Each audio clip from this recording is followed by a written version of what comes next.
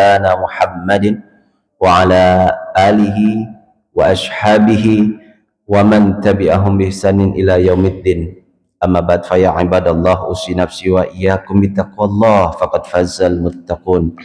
كما قال تعالى يا أيها الذين آمنوا اتقوا الله وقولوا قولا سديدا يصلح لكم أعمالكم ويغفر لكم ذنوبكم ومن يطع الله ورسوله فقد فاز فوزا عظيما. وقال رسول الله صلى الله عليه وسلم في حديث الشريف طلب العلم فريضة على كل مسلم رواه ابن ماجه. Hadirin sekalian jamaah salat subuh yang berbahagia, kami mendoakan seluruh jamaah hadirin semoga senantiasa diberikan kesehatan, senantiasa dimudahkan setiap urusannya, dilapangkan rezekinya, dimudahkan membayar hutang-hutang termasuk hutang puasa. Keluarga kita ingatkan ini sudah masuk bulan Rajab yang insya Allah bulan depan masuk kita beberapa pekan lagi bulan Sya'ban, tanda-tanda Ramadan mau tiba. Nah, maka bulan Rajab ini bulan yang penting bagi kita, momentum bagi kita untuk meningkatkan segala hal berkaitan dengan persiapan ibadah Ramadan. Di antara salah satu bulan haram yaitu bulan Rajab, karena ada 4 di dalam Al-Quran, isyarat Quran surah At-Taubah di ayat 36. Yang pertama, bulan haram itu berada di bulan Rajab yang hari ini kita di dalamnya. Para ulama menyebutkan berdasarkan hadis-hadis yang sanadnya bagus, yang sahih bahkan, maka diantaranya apa? Diantaranya adalah ketaatan yang dikerjakan pada bulan-bulan haram termasuk bulan Rajab, itu balasannya akan dilipat gandakan oleh Allah Subhanahu wa Ta'ala. Sebaliknya, kemaksiatan yang dikerjakan oleh seorang hamba di bulan-bulan haram termasuk di bulan Rajab, maka itu akan melipat gandakan dosa dan pertanggungjawabannya kelak di yaumil kiamah. Maka kita ngaji hari ini dalam rangka untuk bersama-sama meningkatkan kualitas ketaatan kita kepada Allah Subhanahu wa Ta'ala, karena taat itu butuh ilmu, dan ilmu itu yang akan kemudian digunakan untuk berjalan menuju Allah Subhanahu wa Ta'ala. Maka Nabi mengajarkan setiap ba'da subuh, bahkan ada satu riwayat dalam hadis Imam Ahmad dan Ibnu Majah menyebutkan Nabi itu biasa banyak doa itu kalau masuk waktu subuh. Itu apa doanya? Diantaranya Allahumma inni as'aluka ilman nafi'an wa rizqan thayyiban wa amalan mutaqabbalan. Duhai Allah, Tuhan kami, aku memohon pertolonganmu untuk mendapatkan ilmu yang bermanfaat, karena dengan ilmu yang bermanfaat aku bisa mencari rezeki yang halal, ya, rizqan thayyiban. Orang yang tidak memiliki ilmu tidak akan mendapatkan rizqan thayyiban, Pak. Kenapa? Nggak tahu dia sumbernya halal atau haram. Wa rizqan thayyiban wa amalan mutaqabbalan. Bahkan doa atau amalan kebaikan diterima oleh Allah, ya, karena pakaiannya diperoleh dari cara rezeki yang baik, makanannya dari rezeki yang halal. Maka ada satu hadis itu yang pernah kita bahas, orang, ya, berjalan musafir kemudian pakaiannya lusuh, berdebu, doa kepada Allah, mengadahkan tangan ke langit, tapi doanya tidak diijabah karena boleh jadi pakaiannya diperoleh dari jalan yang tidak halal, makanannya diperoleh dari jalan yang tidak halal. Maka ini jadi renungan buat kita, ya, terutama di pagi hari ini. Boleh jadi ketika kita berdoa kepada Allah, ya, doa kita selama ini mungkin masih nyangkut, atau kita merasa belum diterima oleh Allah, belum dikabulkan oleh Allah. Boleh jadi kita introspeksi, apakah selama ini makanan yang masuk ke perut kita, ke keluarga kita itu dari sumber yang halal atau yang haram. Atau boleh jadi pakaian yang kita gunakan itu diperoleh dari jalan yang tidak layak, sehingga Allah belum mengijabah kita. Maka waktu-waktu kita untuk ngaji, mari kita jadikan ilmu itu agar bermanfaat. Ya, dengan manfaat itu ilmu bisa mengantarkan kita kepada Allah, ilmu bisa menjadikan kita khusyuk dalam ibadah, Karena innama yakhsyallaha min ibadihil ulama. Ya di antaranya orang-orang yang ulama itu di sisi Allah adalah yang takut kepada Allah. Jadi ilmu yang bermanfaat itu ilmu an-nafi adalah ilmu yang mendatangkan rasa takut kepada Allah. Ilmu yang kemudian diamalkan, ilmunya berbuah amal.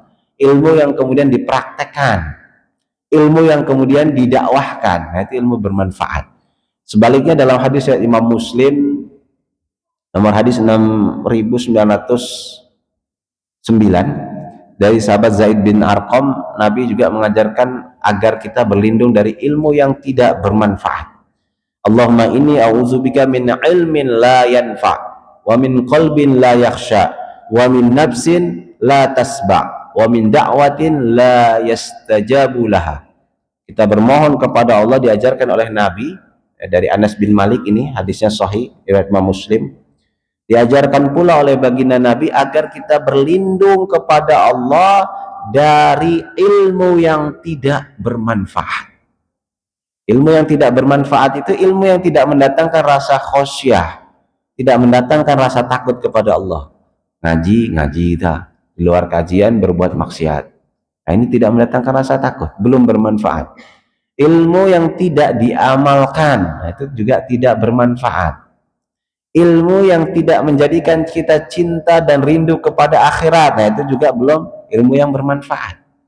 Maka ilmu yang tidak bermanfaat kita berlindung kepada Allah, karena ilmu yang tidak bermanfaat ini akan melahirkan ya sikap-sikap berikutnya yang kita juga diminta berlindung kepada Allah Subhanahu wa taala. Apa itu? Diantaranya adalah wa min qalbin la yakhsha. Jadi ilmu yang tidak bermanfaat itu otomatis menjadikan kolbunya tidak khusyuk. Jadi kalau ibadah susah khusyuk, boleh jadi ya ilmu yang kita dapatkan belum dimanfaatkan. Wa min nafsin la tasba', dari jiwa yang tidak pernah kenyang terhadap dunia. Artinya ambisi dunia begitu luar biasa ya, bahkan sampai waktu-waktunya dia gunakan habis-habisan untuk mengejar daripada dunia. Dia gunakan mengejar mati-matian sesuatu yang padahal tidak dibawa mati. Akhirnya yang seperti ini apa? Tidak ada qanaah, tidak ada rasa cukup, kurang terus ya, khawatir terus, gelisah terus ya. Makanya kalau orang yang seperti ini kemudian apa? Doanya biasanya tidak dikabulkan oleh Allah Subhanahu wa taala. Maka kita diminta berlindung juga kepada Allah Subhanahu wa taala. Nabi sampaikan wa min da'watin la yastajabu laha, dari doa yang tidak dikabulkan. Nah, kita berlindung kepada Allah itu. Doa supaya ilmunya ya dijaga dari ilmu yang tidak bermanfaat ya, kemudian dari kolbun yang nggak pernah khusyuk, dari jiwa yang tidak pernah kenyang, tidak qanaah, dan dari doa yang tidak diijabah. Hadirin sekalian, jamaah salat subuh yang berbahagia, sedikit ilmu yang kemudian menjadikan kita khusyuk di hadapan Allah, menjadikan sholat kita penuh dengan makna, hidup kita penuh dengan ketenangan. Nah itu ilmu yang bermanfaat. Jadi kalau ngajinya benar, yang pertama sekali akan mendatangkan ketenangan. Jadi tenang. Orang Islam itu kalau ngajinya benar, dia tenang, itu yang pertama. Yang kedua, senang ya, jadi tenang dan senang, menenangkan dan menyenangkan. Nah itu idealnya orang Islam itu kalau ngajinya ilmunya bermanfaat, ilmunya sesuai dengan apa yang Allah ridhoi, maka dia akan melahirkan dua keadaan. Yang pertama, selalu tenang atau menenangkan. Yang kedua, dia senang dan menyenangkan. Dan itulah karakter sifat-sifat kekasih atau wali Allah. Dalam Al-Quran kita temukan ala khaufun ala takhafu wa la tahzanun ya, jangan gelisah ya, jangan la khaufun alaihim wa la hum yahzanun. Banyak ayat-ayat yang berbicara tentang sifat-sifat wali Allah itu, kekasih Allah. Di antaranya apa? La khaufun alaihim, yang mereka tidak punya rasa ketakutan atau gelisah untuk menghadapi masa depannya, dan mereka tidak pernah bersedih ya berputus asa atau atas apa-apa yang telah terlewatkan. Jadi dunia ini ya dijalani dengan tenang dan senang. Jadi kita bermohon kepada Allah Subhanahu wa taala semoga kajian kita ini termasuk yang mendatangkan ketenangan dan kesenangan. Amin. Jamaah sekalian, sholat subuh Masjid Nurul Huda yang berbahagia, kita lanjutkan kitab kajian hadis Al-Arba'in An-Nawawiyah, masih seputar kitab hadis karya Al-Imam An-Nawawi rahimahullah ta'ala, semoga Allah merahmati beliau. Masuk ke pembahasan hadis 31, Al-Hadithul Hadi Al-Thalathun, hadis ke-31, berkaitan dengan fadlul juhud, ya, keutamaan zuhud, sikap atau karakter orang zuhud, ya, hakikat zuhud itu seperti apa. Nah, di sini digambarkan oleh baginda Nabi Muhammad SAW an Sahal bin Sa'id, ya, As-Sa'idi Al-Ansari, dari suku Khajraj, ya, dari sahabat namanya Sahal, anaknya si Sa'id As-Sa'idi, ya, sahabat Ansor. Nah, ini termasuk sahabat yang Sahal ini sahabat yang junior. Jadi di kalangan sahabat itu ada dua kategori sahabat. Yang pertama kibarus sahabah, sahabat yang senior. Maksudnya senior itu adalah yang usianya ya sepantaran lettingannya dengan usia Nabi dari sisi usia.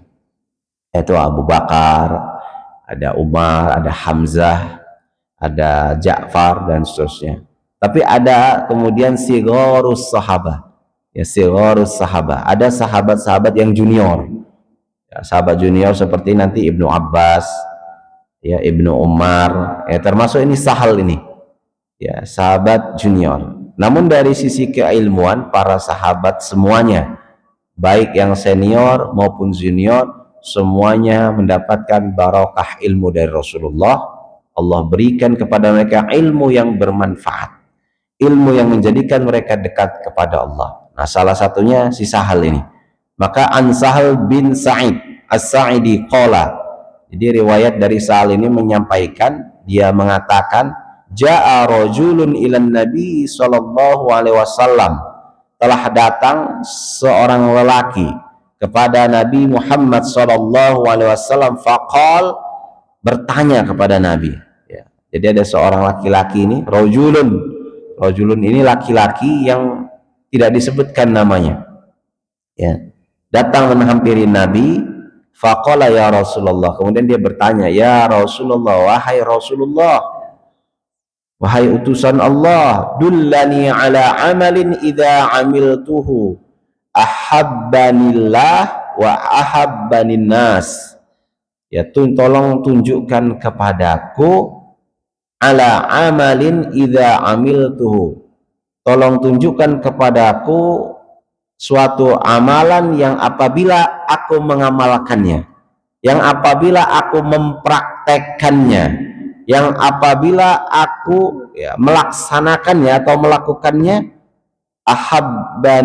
ahabbanillah, yang itu membuat Allah cinta kepadaku, wa ahabbanin nas, dan membuat manusia secara umum, ya, mencintaiku.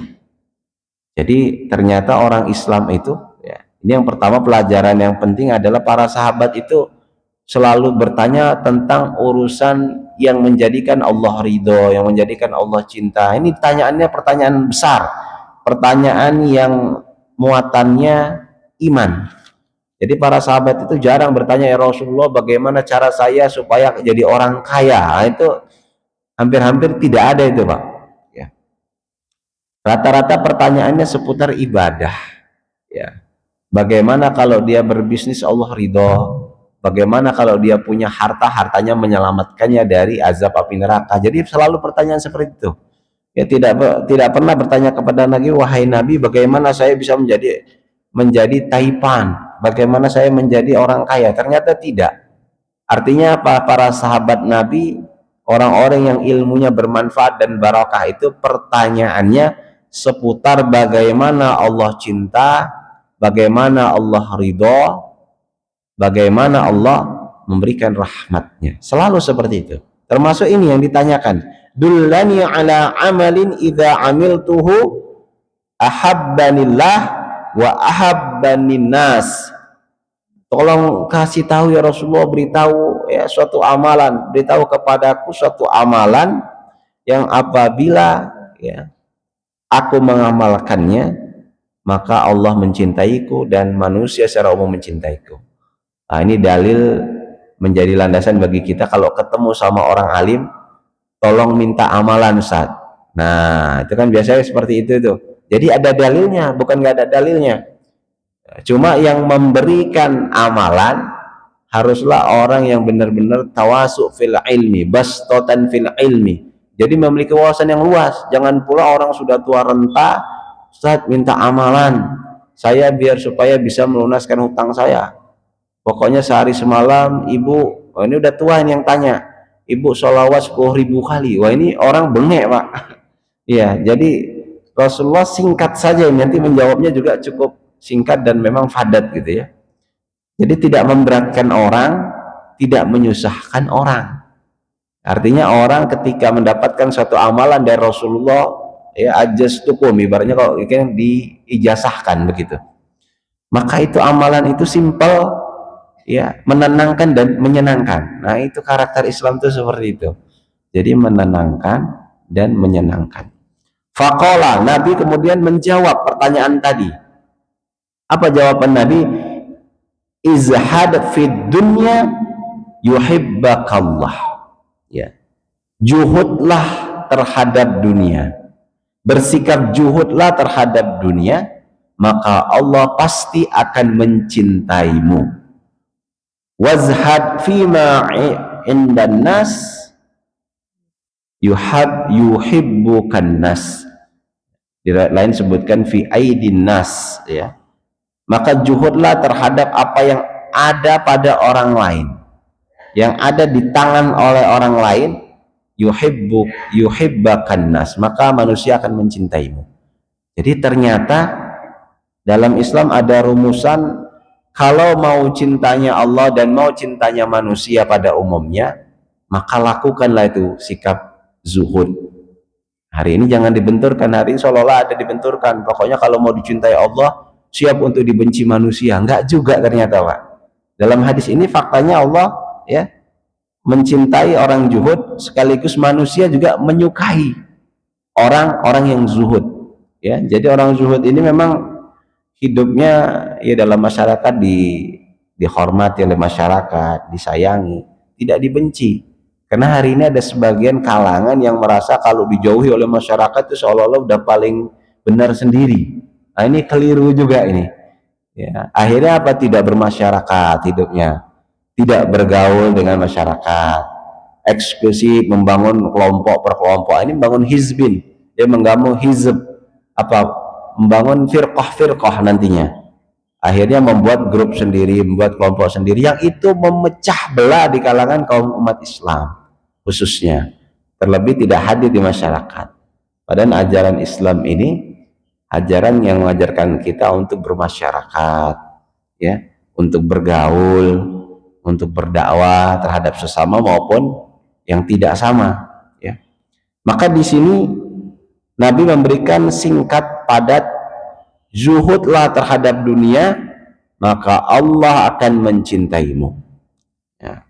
Kemudian zuhudlah terhadap apa yang ada di hadapan manusia, yang dimiliki oleh manusia, maka manusia itu akan nyaman, suka kepadamu ya. Hadisun hasan, hadisun hasanun, hadisnya hasan, rawahu Ibnu Majah wa ghairuhu, riwayat Imam Ibnu Majah dan selainnya, bi asanidah hasanah, dengan sanadnya yang bagus, yang baik ya. Istamala hadal hadis ala wasiyatain azimatain. Jadi hadis ini ada dua ya wasiat penting ya, ada dua yang sangat agung ya pesannya. Ihdahuma az-zuhdu fid dunya wa annahu muqtadin li mahabbatillah. Yang pertama pesan untuk berlaku zuhud. Apa itu zuhud? Nah, hari ini kan banyak orang zuhud ya, seolah-olah tidak peduli dengan dunia. Ini keliru juga, Pak. Jadi zuhud itu yang benar adalah ya, bagaimana seseorang itu menjadikan dunia sebagai sarana yang efektif untuk meraih suksesnya akhirat. Jadi tujuannya akhirat itu. Ya, kita berjalan ya, mau ke Jawa, tujuannya misalkan ke Solo misalkan. Maka tujuannya ke Solo itu kita tempuh. Tapi dalam perjalanan kan kadang kita singgah sebentar ya ke rest area istirahat. Nah, ini ibaratnya persinggahan itu di dunia. Maka secukupnya aja, jangan lama-lama gitu kan. Artinya nggak kemudian singgah di area habis-habisan di situ bekalnya, sementara perjalanan masih panjang. Jadi orang yang zuhud itu adalah orang yang paling mengerti cara efektifnya untuk menjadikan dunia sebagai sarana untuk mendapatkan akhirat. Nah, terus ada yang ngomong, sebagian kalangan, oh kalau masih dunia, itu belum zuhud Ustaz. Nah, yang seperti ini ada nggak? Ada. Akhirnya apa? Dia nggak mau kerja. Hidupnya cuma menyandarkan pada pemberian dari orang lain. Males-malesan, tidak punya etos kerja, tidak mau cari nafkah. Nah, yang seperti ini para ulama menyebutkan zuhdun zaif. Ya, juhudnya palsu.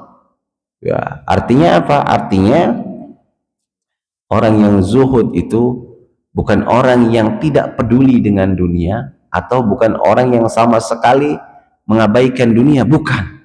Karena Allah berfirman, wa bataghi fi ma ataqallahu daral akhirah wa la tansa nasibaka minad dunya. Carilah dengan fokus, jadikan itu tujuan apa? Darul akhirah. Ya, negeri akhirat, dengan titipan-titipan anugerah dari Allah, kesehatan, ilmu, harta, jabatan. Cari untuk kebaikan akhirat. Wala tansa nasibaka minad dunya. Jangan lupakan dunia. Maka tidak benar kalau ada orang iktikaf sepanjang hari di masjid terus tidak mau kerja. Ini nggak benar, kecuali kalau dia dengan demikian hartanya sudah di rumah sudah banyak, sehingga fokusnya ketika di masjid iktikaf, sambil iktikaf saya sedekah ke masjid, saya sedekah ke anak yatim, saya sedekah ke duafa, saya sedekah ke janda-janda miskin. Nah, itu seperti itu bagus. Tapi kalau kemudian tidak punya penghasilan, cuma iktikaf saja, menimbulkan fitnah. Akhirnya orang menyangka ini orang malas kerja, bukan zuhud. Orang juga nggak respect begitu. Maka hadirin sekalian, zuhud terhadap ya dunia, sebagaimana disebutkan banyak dari para ulama, yaitu apa? Yaitu menjadikan dunia, bal tu'thirunal hayatad dunya wal akhiratu khairu wa abqa. Menjadikan akhirat itu sebagai sesuatu yang lebih baik, yang lebih kekal. Ya, wal akhiratu khairu wa abqa. Ya, artinya mereka itu di dunia benar-benar memahami dunia ini singkat, sementara bukan tempat tinggal yang lama. Maka mereka menyangka dunia ini hanya perjalanan saja, ya, perjalanan saja yang kelak kita akan melanjutkan perjalanan ke negeri yang abadi, yaitu akhirat. Ya, bahkan Al-Imam Ibrahim bin Adham, salah seorang ulama salaf, menyebutkan az-zuhdu faraghul qalbi minad dunya la faraghul ya. Artinya apa? Mengosongkan dunia, mengosongkan hati ya dari pengaruh dunia, tapi tidak mengosongkan tangan. Artinya apa? Dunia itu boleh dalam genggaman, tapi tidak boleh di dalam hati. Maknanya apa? Jangan sampai orang berburu harta, mengejar dunia yang sementara ini, melupakan halal haram, melupakan akhiratnya. Jangan sampai orang berburu dunia melupakan sholatnya. Jangan sampai kerja seharian penuh melupakan kewajiban sholat. Jangan sampai. Karena benar-benar apa? Zuhud itu bukan orang yang tidak mau harta, bukan. Tapi zuhud itu adalah orang yang hidup dengan hartanya digunakan untuk mendekat kepada Allah. Jadi miskin belum tentu zuhud, kaya belum tentu tidak zuhud, Pak. Karena antara ukuran harta ini Ya, yang kaya boleh jadi dia zuhud ketika menggunakan hartanya di jalan-jalan kebaikan, jalan Allah. Yang miskin belum tentu zuhud kalau mereka ngeluh dan iri terhadap orang yang punya harta. Ya, jadi zuhud itu sesuatu sikap yang hidupnya sederhana, ya, tidak pamer harta gitu ya, tidak flexing, pamer-pameran. Kalau dia punya harta, dia paham betul nih harta saya halalnya saja dihisap oleh Allah, apalagi haramnya. Maka dia gunakan untuk harta itu untuk apa? Nyumbang, untuk nyumbang masjid, nyumbang anak yatim, ya, beri makan fakir miskin. Dia gunakan di jalan-jalan yang Allah ridho. Mereka berkomitmen harta ini, di dalam kekayaan saya ada harta orang-orang yang susah, mustahik. Di dalam hidup ini harta saya hakikatnya milik Allah, rumah saya milik Allah, segala yang kita punya titipan Allah, dan kelak akan dimintai pertanggungjawaban oleh Allah.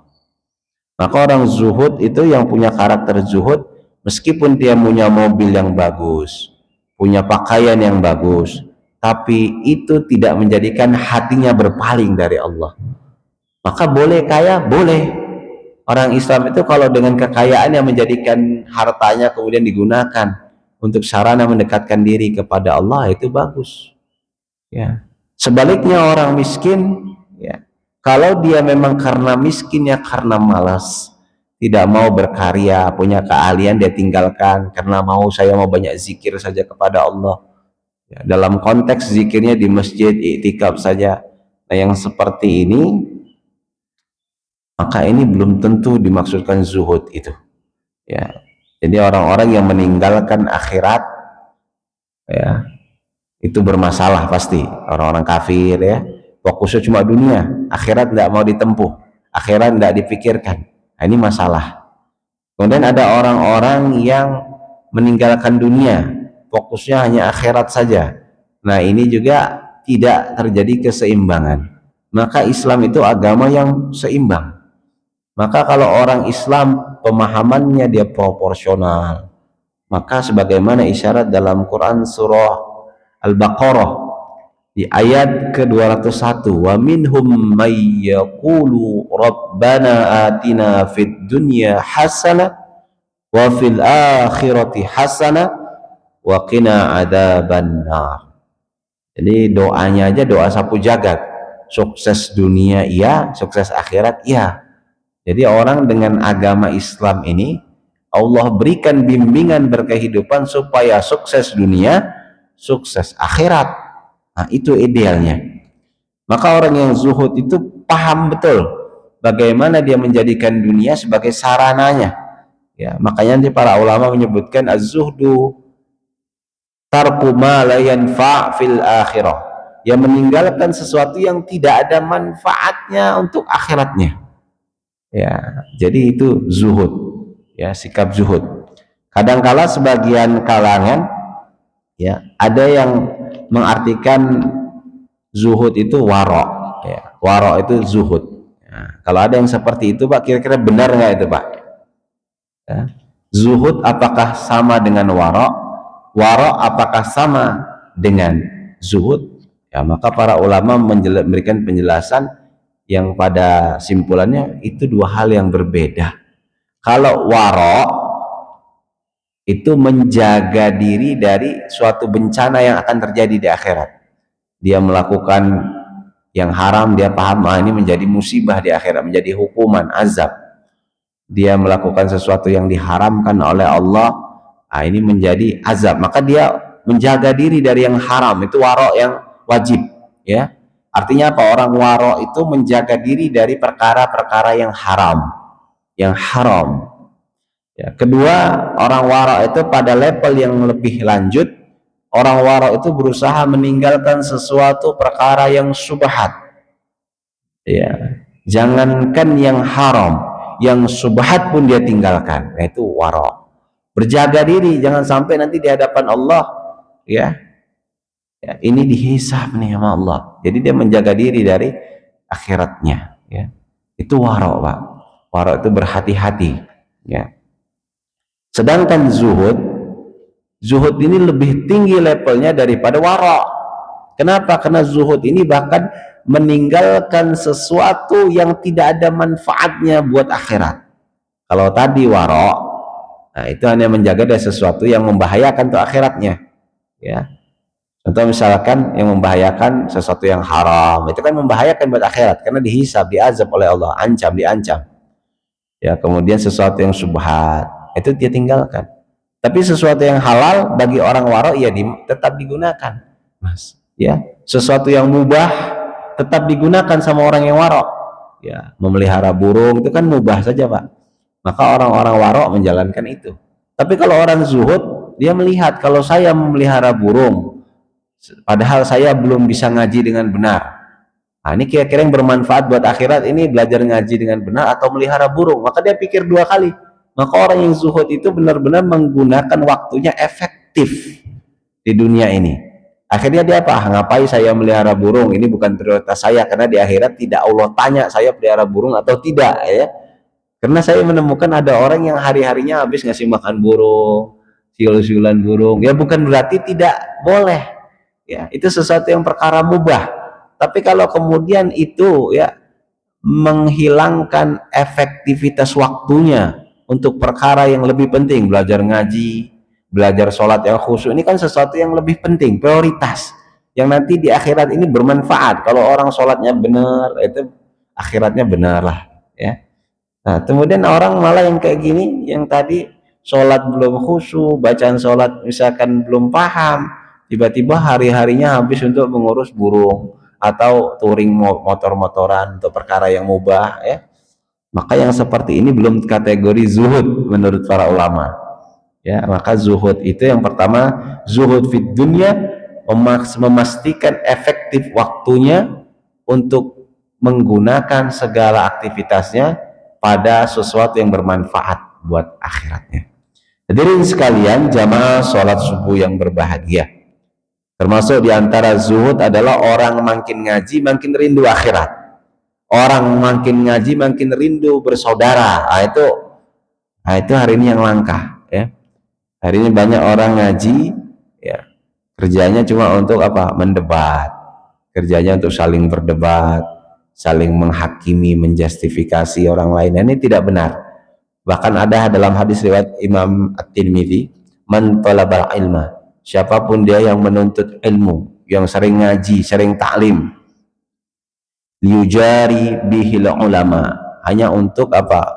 Mendebat para ulama, wal yumari bihi sufaha, untuk mengakal-akali orang-orang yang nggak ngerti dalil, ya, orang-orang awam, orang-orang yang masih jahil, yang belum belajar, ya, diakal-akali, ya. Kasih pokoknya ayo ziarah kubur saja, kita ziarah wali. Saya nggak punya duit untuk ke sana, Pak Yai, utang-utang aja nanti barokahnya dapat. Nah, akhirnya orang apa? Orang jadi nggak ngerti, dikasih keutamaannya padahal ya nggak punya kemampuan. Akhirnya utang-utang berangkat. Ya, ternyata setelah dicek yang paling untung siapa? Ternyata yang paling untung yang punya travel. Jadi ayo umroh, punya banyak utang, ya. Saya punya banyak utang, Pak. Sudah, pokoknya umroh aja, nanti di sana minta kepada Allah. Ya, pokoknya kamu umroh ikut saya aja, biar diijabah nanti doanya. Ya, padahal berangkat ke sana utangnya masih banyak yang belum dibayar. Nah, gimana itu, Pak, kira-kira? Dia berangkat dalam keadaan hutangnya masih banyak. Umroh, ya, sesuatu yang prioritas atau bukan, pertanyaannya. Maka padahal hutang, kalau dia kewajiban hutang adalah mendesak, maka prioritaskan bayar hutang. Karena umroh atau haji itu bagi yang mampu, kalau memang dananya ada. Tapi karena ini ustadznya adalah seorang mutawif atau pembimbing umroh, dan itu menguntungkan satu jamaah, ada fee-nya. Nah, saya ditawari juga, Pak, dengan beberapa level. Soalnya saya berusaha, ayolah kita mengajak manusia bukan untuk umroh, tapi mengajak manusia untuk ibadah dengan benar, dengan ilmu, supaya Allah ridho, ya. Jadi bukan perkara umroh atau keuntungannya itu yang kita ingin dapatkan. Kalau itu sih iya, dengan cara yang baik, yang benar, ya. Maka Nah, ini seringkali orang menuntut ilmu, paham dalilnya, dikeluarkan dalil-dalilnya. Liyumari bihi sufaha, untuk memanipulasi, mengakali orang-orang yang nggak ngerti. Au yusrifu bihi wujuhan nasi ilaihi, atau belajar agama hanya untuk mendapatkan fokus perhatian manusia, mencari popularitas manusia. Maka kata Nabi apa? Adkhalahullahu nar, Allah akan memasukkan dia ke neraka. Orang yang sering ngaji, menuntut ilmu, tapi tujuannya tadi untuk debat ulama, untuk ngakal-ngakali orang yang nggak ngerti, ya bukan mencerdaskan, tapi malah ya mengambil keuntungan dari ketidakpahaman orang, ya kemudian mencari popularitas. Maka ini ancamannya, Allah akan masukkan orang yang seperti ini ke dalam neraka, ya pada saat di akhirat nanti. Nauzubillah. Maka sikap para ulama dulu, ulama-ulama salaf itu zuhudnya luar biasa, perhatiannya terhadap akhirat luar biasa. Nah, sedikit kita lanjutkan. Yang kedua, az-zuhdu fima indan nas, ya, atau fima fi aidin nas. Zuhud terhadap apa yang ada pada manusia. Nah, ini penting Pak, supaya kita disukai sama orang, ya. Orang, saudara kita, tetangga kita, atau siapapun lah ya yang kita kenal memiliki kelebihan harta, ya, maka jangan kita usik dia punya, ya biarkan saja, udah masing-masing ada rezekinya kok, ya. Kalau tetangga kita lagi senang mendapatkan promosi jabatan, hartanya kemudian bertambah, ya kita harus senang juga. Orang zuhud itu harus senang. Kenapa? Dengan senang orang tidak merasa terganggu, Pak. Kadang-kala jangankan kita ingin usik, orang kalau pegang handphone baru saja tetangga kita lihati terus, lirik terus, itu nggak nyaman kan Pak. Nah begitulah sikap zuhud terhadap apa yang ada pada manusia. Maksudnya jangan kita dengki atau hasad terhadap apa yang didapatkan oleh orang lain. Tetangga kita mendapatkan bahagia, kita turut bahagia. Kenapa? Karena kita diajarkan di dalam Islam dengan pemahaman tauhid yang benar, bahwa rezeki setiap orang sudah ada ukurannya dan alamatnya masing-masing. Jadi kalau tetangga kita tahu-tahu mendapatkan ya rezeki yang dari warisan sekian miliar, ya itu rezeki dia lah pula. Apa pula kita akhirnya, oh dia kaya kan karena dapat warisan itu, ya nggak perlu begitu juga kan. Kita cukup doakan ya, semoga Allah mudahkan dia dengan hartanya, mendekatkan kepada Allah, diberkahi. Itu kan enak, orang nyaman juga. Karena biasanya orang jadi tidak nyaman karena kita mengusik ya sesuatu yang melekat padanya. Ya, dia punya istri cantik, ya kan, kita usik gitu kan. Rumput tetangga lebih hijau, kita ganggu. Ini tidak boleh. Ini enggak zuhud ini, bahkan ini diharamkan ya oleh para dalam syariat kita ya, para ulama menegaskan itu. Artinya apa? Zuhudlah terhadap apa-apa yang ada pada manusia. Niscaya manusia akan menyukaimu. Kenapa mereka suka kepada kita? Karena kita tidak mengusik hidupnya, tidak mengganggunya, tidak mendengkinya gitu. Dan itu lebih menenangkan. Lebih menenangkan. Jangan sampai kesibukan kita untuk ya mengusik apa yang ada pada orang lain. Nikmat yang diberikan Allah kepada orang lain kita ganggu. Nah, karena apa? Karena iri. Karena apa? Karena merasa, kalau di masyarakat bahasanya syirik. Nah, bukan syirik sebenarnya, tapi lebih kepada hasud atau hasad, iri, ya dendam, dengki, ya itu muncul nanti. Maka kata Nabi, pentinglah ya, pada sahabat yang bertanya, penting untuk apa? Untuk zuhud. Ya, zuhud itu artinya tidak memiliki tendensi dan obsesi untuk perkara-perkara yang memang bukan haknya, ya. Jadi kalau bukan hak kita, ya sudah biarkan saja. Adapun kalau kita mau mengingatkan, ya, terutama kaitannya dengan publik, ya, kalau harta publik ya seperti harta negara, aset-aset negara, kita perlu menyampaikan, karena itu dalam rangka kita untuk mengingatkan, sayang kita, janganlah kalian korupsi, wahai para pejabat. Nanti kalau kalian korupsi, dunia menanggung, akhirat juga bebannya berat. Kita ingatkan, janganlah kalian melakukan sesuatu di luar dari apa yang tidak menjadi hak kalian. Ya, kita ingatkan. Ya, jadi orang zuhud itu dicintai oleh Allah dan dicintai oleh manusia. Apakah bisa sejalan? Bisa. Karena orang-orang yang zuhud itu benar-benar orang-orang yang punya akhlak. Orang yang punya akhlak ini disukai banyak orang. Ya, disukai banyak orang meskipun tidak harus sependapat dalam banyak hal, ya. Tapi ketika beliau punya kebijaksanaan, orang zuhud ini efektif dan bijaksana cara hidupnya. Ya, jadi dia tidak terobsesi. Si fulan punya mobil, saya harus punya mobil, udah perlu mobilnya itu lebih bagus dari dia. Tidak seperti itu cara pandangnya. Tapi ketika tetangga si fulan punya mobil, doakan semoga Allah berkahi dia lah. Ya, memang rezeki dia. Ya, semoga dia menjadi orang yang baik dengan hartanya. Doakan. Dan rezeki tidak pernah tertukar, hadirin sekalian. Jangan takut tidak punya rezeki. Setiap rezeki kita sudah tertakar dan tidak tertukar. Ya, jadi sudah ada alamatnya masing-masing. Dan alamatnya bukan alamat palsu, Pak Ganda. Kalau rezeki alamatnya alamat yang asli, ya. Alamat palsu cuma ada di lagunya, lagu yang dinyanyikan itu, ya. Jadi orang zuhud itu benar-benar orang yang menjadikan orientasinya untuk akhirat sebagai tujuan, dunia sebagai sarana. Hadirin sekalian, jamaah sholat subuh yang berbahagia, di antara ketertipuan daripada zuhud, nah, karena ada juga orang yang kita sangka zuhud tapi tertipu, zuhdun zaif namanya, ya, tertipu. Adalah orang-orang, ya, di sini banyak disebutkan para ulama kita, di antaranya orang-orang yang mengharamkan apa yang dihalalkan oleh Allah. Saya nggak mau makan daging, ya, saya mau zuhud aja, padahal daging itu sesuatu yang halal di dalam Islam. Kalau disembelih secara syar'i, didapatkan dari jalan yang halal, maka makan daging ya boleh. Tapi karena dia merasa saya ini zuhud, saya nggak mau makan daging karena saya mau zuhud. Bukan itu makna zuhud. Ya, orang makan daging juga bisa menjadi orang yang zuhud, manakala saat dia makan daging niatnya apa? Ya Allah, saya memakan daging ini supaya saya jism saya, supaya fisik saya sehat sehingga saya bisa beribadah nanti malam lebih banyak lagi, lebih bagus lagi.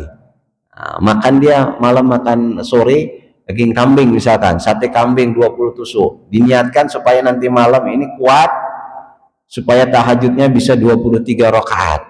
Nah, nggak ada masalah dibandingkan orang, oh saya nggak mau makan kambing, ya, saya mau zuhud aja, tapi malamnya nggak bangun. Nah, ini juga nggak zuhud namanya.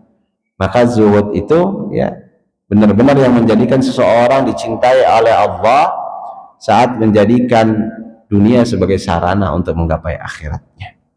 Kemudian zuhud yang disenangi oleh manusia adalah tidak mengusik nikmat yang ada pada manusia lainnya, tapi dia meyakini segala orang, setiap orang dengan segala rezekinya telah Allah tetapkan, sehingga kita tidak perlu memperebutkan apa yang ada pada orang lain. Ya, hari ini kan seringkali masalah kena rebutan jabatan, rebutan harta, rebutan ini sesuatu yang harus dihilangkan, karena namanya berebut itu nggak nyaman, nggak tenang, dan tidak menyenangkan gitu ya Pak. Padahal Islam itu prinsipnya dua. Kalau dia benar menjalani hidupnya, dia akan tenang, dia akan senang. Wallahu a'lam bishawab. Demikian yang bisa kita sampaikan pada kesempatan yang singkat ini. Kita bermohon kepada Allah Subhanahu wa taala, semoga Allah menumbuhkan sikap zuhud di dalam qalbun kita. Semoga Allah Subhanahu wa taala menjadikan kita zuhud terhadap dunia dan zuhud terhadap apa yang ada pada manusia lainnya, sehingga kita bisa dicintai oleh Allah dan mendapatkan kecintaan dari manusia pada umumnya. Amin Allahumma amin. Aqulu qouli hadza astaghfirullah li wa lakum. Kalau ada yang mau ditanyakan atau mau ditambahkan dari penjelasan yang telah disampaikan, kami persilahkan. Barakallahu fikum.